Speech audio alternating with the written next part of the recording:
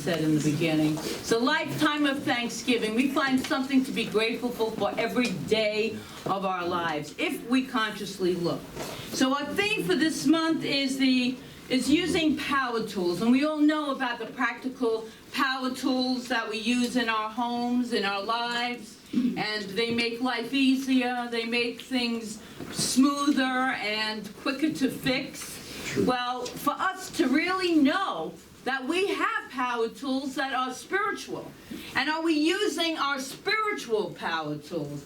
That's the way we live life, by consciously using that which we speak of here every Sunday, that which we practice, that which we teach in the classes, these spiritual tools that we can, and the most important one is to know is that we are connected to a powerful good that charges us up once we plug into it.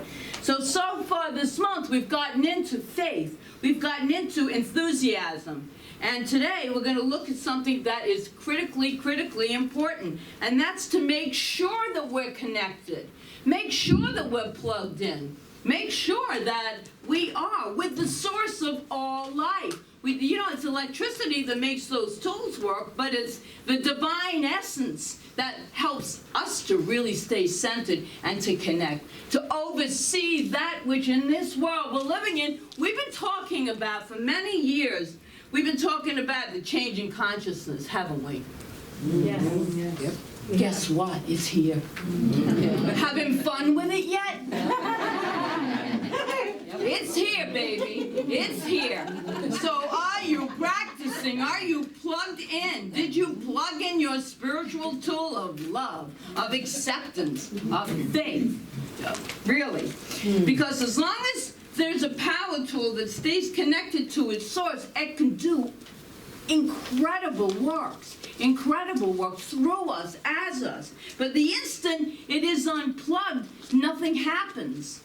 Right? Nothing happens. And so when you find yourself in that field of separation, of not being connected with your powerful good, then it's like you flounder and you stay in the problem. So our task, if we choose it, is to raise above in consciousness and to hold the higher good. But in order to do that, we must sustain ourselves. We must be connected. We must be plugged in. And we've been quoting one quote in particular from Emma Curtis Hopkins, who I particularly love, and is a woman of complete power, where she says, we have unlimited power. If we do not use that power, it does not alter the fact that it is our inheritance. It is there anyway. I've been pondering that all week. Everything we desire is already present. The abundance, the love, the wholeness is already present. It might not look like it in the outer, but are we looking inward? Because that's where it is. That's where it is. We have that unlimited power. So the first way that we can get plugged in, and a way to stay plugged in, is simply remember that that divine power is our inheritance. We were born with it, and we leave this world with it. It goes nowhere. We are powerful beings if we would yet deepen into that acknowledgement and that belief and that faith of knowing that. I love these words from Ernest Holmes in The Science of Mind. He writes this: the thing, which is what he calls God sometimes, the thing then works for us by working through us and in us, always. It cannot work for us in any other way.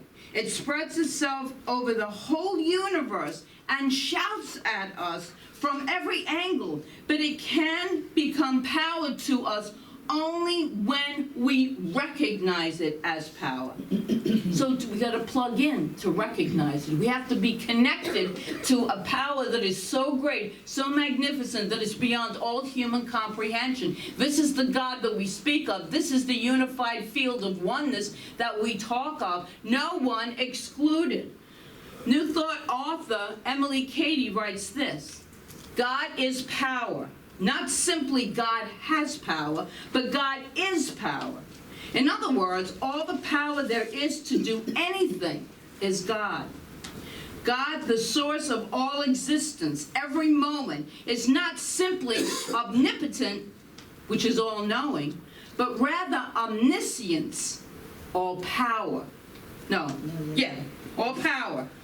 God is not just omniscient. Oh, well, let me go back to that. Those omniscience, and now we're changing a letter in the word. So, God, the source of our existence, every moment, is not simply omnipotent, which is all powerful, but rather omnipotence, which is all power.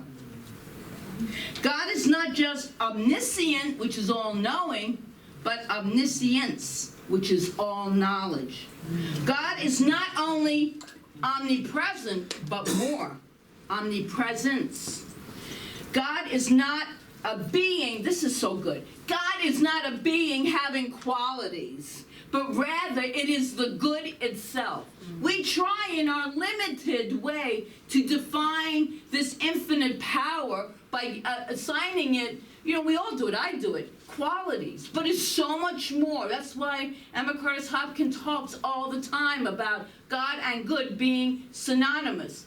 Good is everything, and it's beyond anything we can imagine. This is the power. We talked last week. This is the universal power that conspires for our highest good all of the time.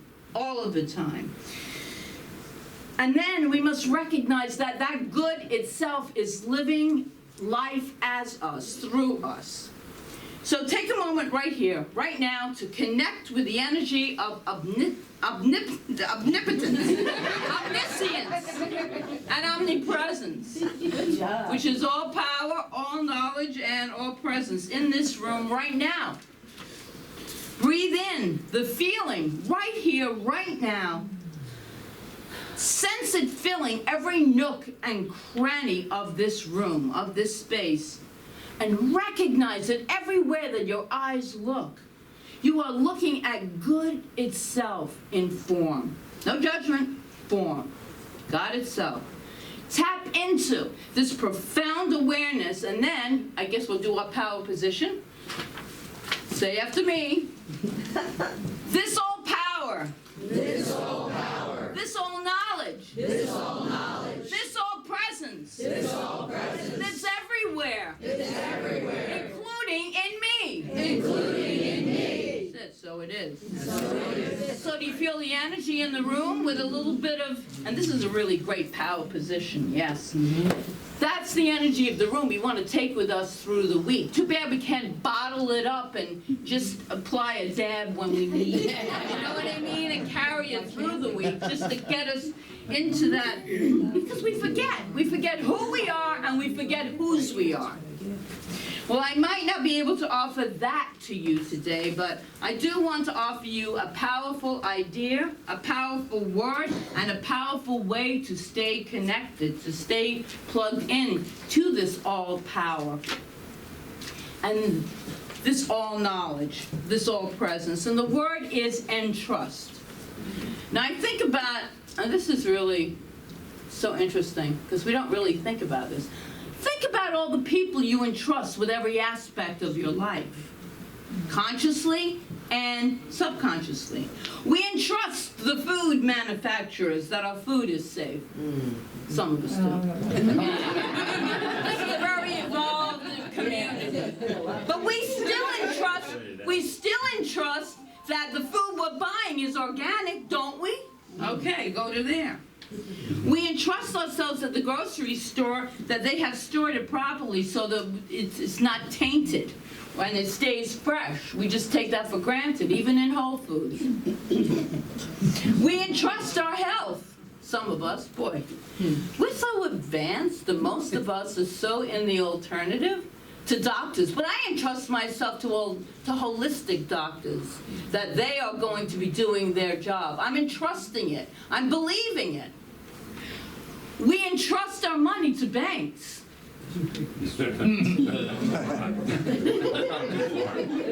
We entrust our safety to the traffic engineers to take care of the timing on the lights, and then the drivers that don't run those lights or don't go through the yellows. You know, we entrust that we're safe. And we entrust the mechanics who build airplanes and to the men and women who pilot them.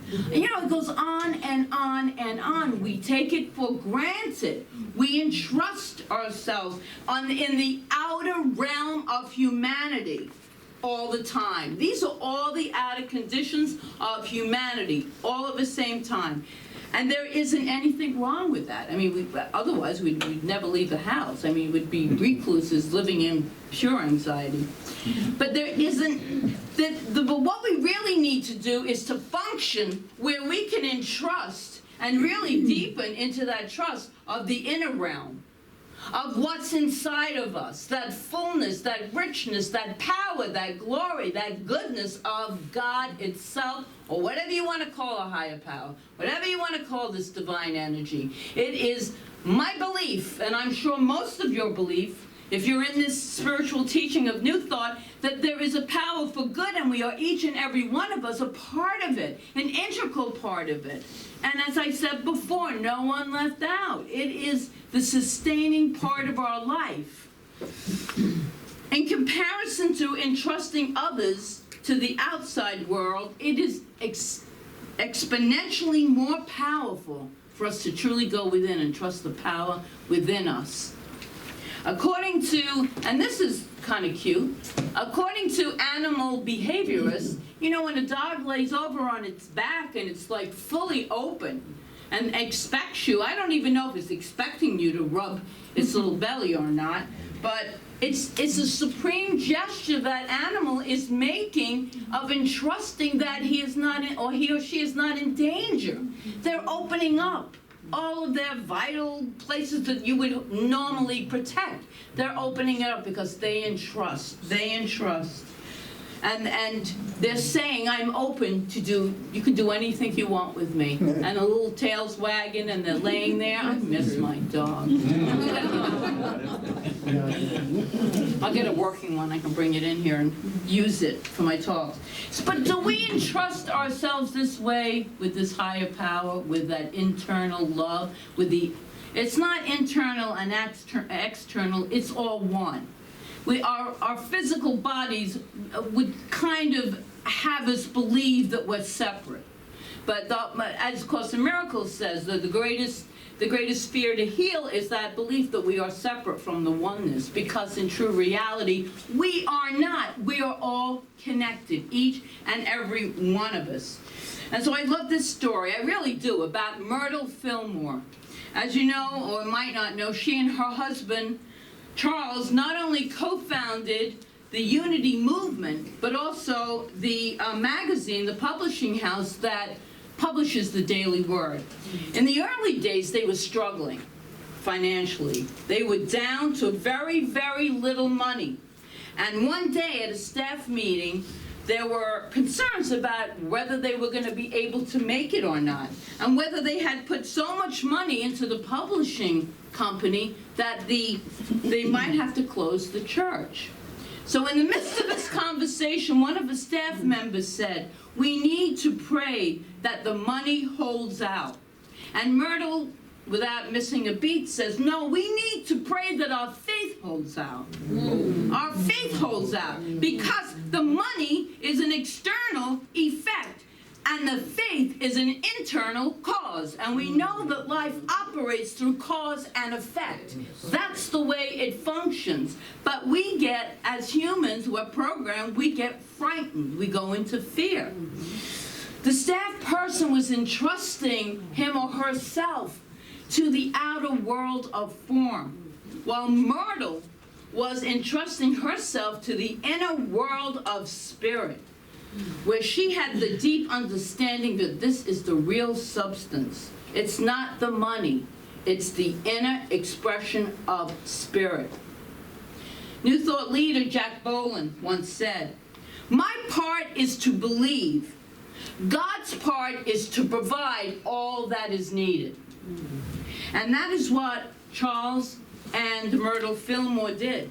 And we know that they did not close their doors. Unity is one of the largest New Thought organizations around, and the Daily Word is still being published. In fact, our next conference we belong to a big organization, ANTN, Affiliated New Thought Network. Our next conference is in Unity Village. So, and that's in October of 2017. Woo! Yes. So not only did she rightly place her faith, but it's still sustaining and it's growing still to this day.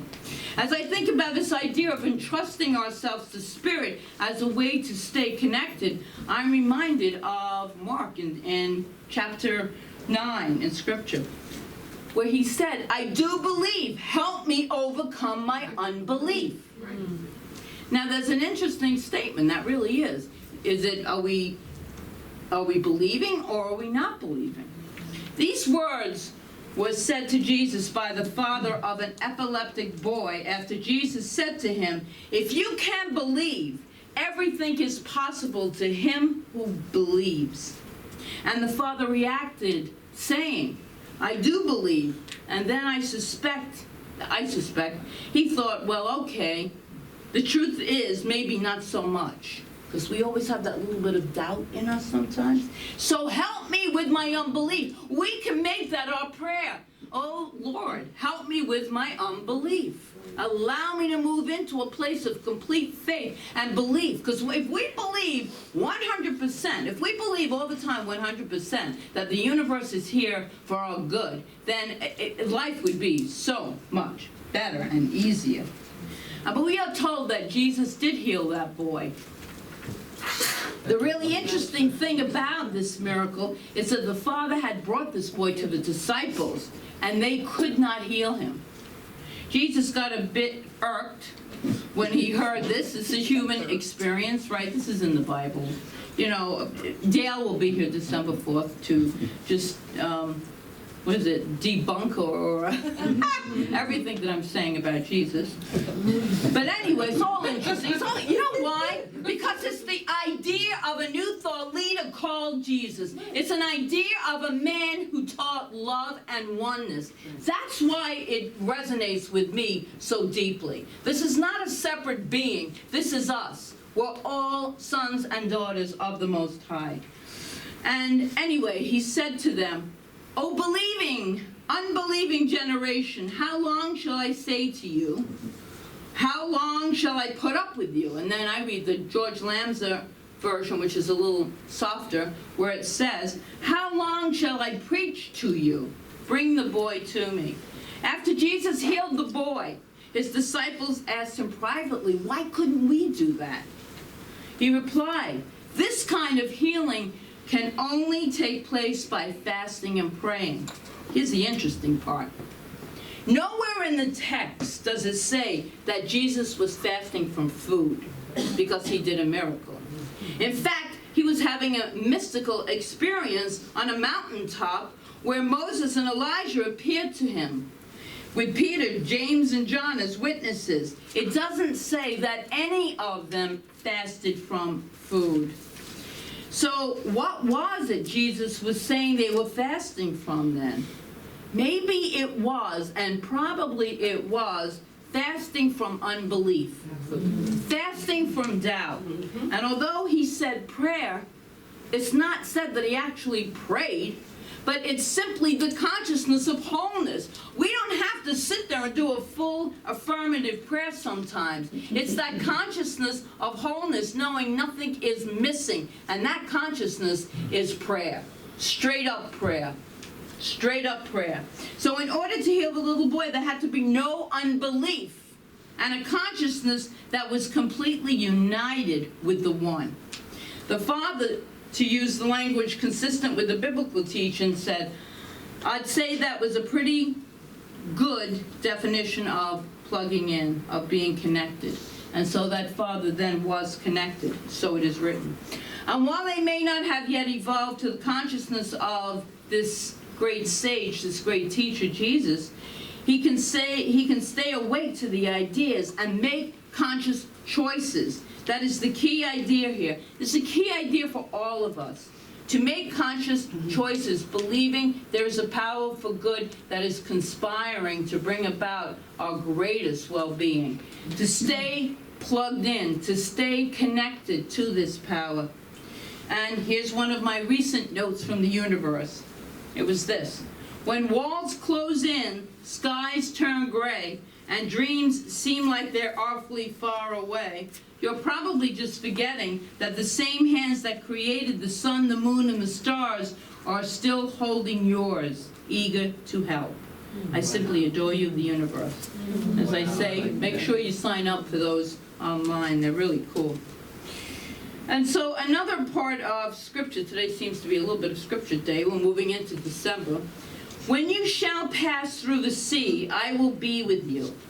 And through the rivers, they shall not overwhelm you. When you walk through the fire, you shall not be burned, neither shall the flame kindle upon you. For I am the Lord your God, the Holy One of Israel, your Savior. You are precious and honored in my sight, and I love you. Fear not, for I am with you. That's from Isaiah. These are some pretty powerful promises. And if you take Bibles, and there's so many of them, and you metaphysically kind of interpret them, you see that there's a whole nother meaning. You can, anything in life, you can attach your meaning to it. But in life, things can get pretty dicey, can't they? I mean, really. We can seem confused, doubtful, in fear when the storms come and we forget all of our tools. We just forget them all. But when this happens, this is one of the reasons that we gather here every week, to remind ourselves, to stay connected, to hear the message, and just deepen into knowing that we are not in this alone. We are in this together. And that's why I love being in a spiritual community. That's why I love being around such beautiful people, because in their hearts, they are thinking and holding the same. I'm making that assumption, even though Don Miguel would say don't, but I am, that we are all like-minded people, that we are all coming with love in our heart as best we can. And I want to make clear that, as best we can, because sometimes it doesn't feel like love. There are certain people that just know how to push our buttons, our collective buttons, and so then it's to return to love within ourselves as best we can. We don't do spiritual guilt here. It's hard enough just getting through life with all of its different circumstances. Don't go into any of that guilt. If you're doing the best you can, you're doing perfectly. But when you're struggling with a problem, remember this, to remember to trust in the Lord with all your heart. Lean not on your own understanding. That's from Proverbs.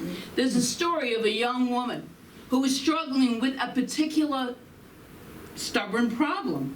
And she was struggling with it. She prayed about it feverishly for several weeks, begging and pleading, but getting absolutely no results. Then one evening she walked outside to get the paper and found her toddler son with a flower in his hand, and he is trying to pull these petals open. They were very tightly closed, and he looked up to his mom wide-eyed and he said, "I am making pretty flower bloom." The young mother said, as I heard myself explain to him that you can't make a flower bloom by pulling on it, something clicked in me. I had been handling my problem the way my son was handling this rose. I was begging, pleading, trying to force an answer. Ever find yourself doing that? Trying to force an answer. How does it work? So she says, I had been trying to pull a God. I needed to take my hands off, wait patiently, and trust in the creative power of God to open up the right answer for me. When the answer did come, it was not what I expected. It was so much better. So, no matter what is going on in your life, you can absolutely entrust yourself to Spirit. This is a perfect place to really let go. And then when they say let go, let God, it makes a lot more sense. But you won't know this unless you actually do it. That's the trick part. When you're in those circumstances, where it's like, you want to just yell, "Uncle, I cannot do anymore." That's the time to turn within. That's the time to trust in the power for good.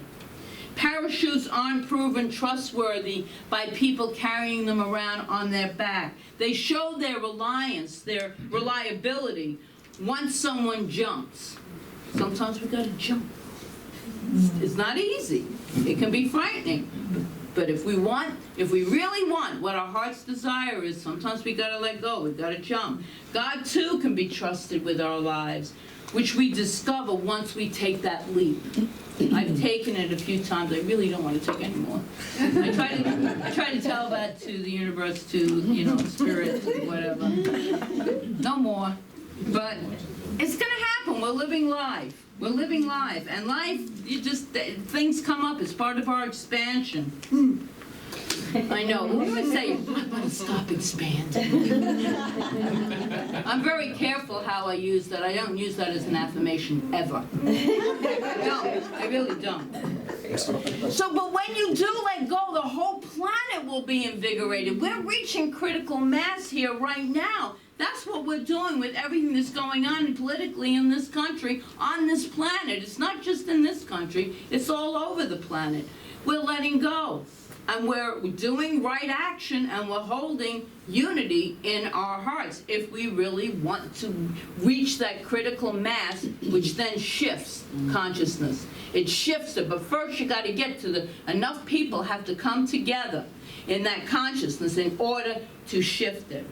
The source of our power is how we use this source energy that we call God, Divine Spirit, in our lives. The power is our choice. There is only one. There is only one. Our whole life is about being connected to this oneness, this unity, this unified field. And we have the power to adjust our connection with Source when we are fully allowing this flow, when we are fully being in that state of radiance, clear-mindedness, when we are joyful, when we feel good in the moment, when we're usually smiling, our hearts just open up naturally. That's why I love coming here on Sundays, because my heart opens up naturally, and it feels safe. It feels loving. It feels like everything I ever wanted in any kind of community. So in other words, it's that feeling of awakening and feeling free and knowing that all is well and feeling adventurous and eager about what life has in store, how it's going to unfold for us. That's the ultimate power, when we can let go into the unknown, because actually everything is unknown, even when we think we know it. Hint, it's not. So we're always in the unknown. We just like to be in what we think is familiar. But letting go, letting God, and allowing that good to fill our lives is how we stay connected to the source of all power. And so that's what I wish for everybody through this Thanksgiving week and through our lives and through 2017. I wish us all to stay connected with the only truth that really exists. And it's within you. And so it is.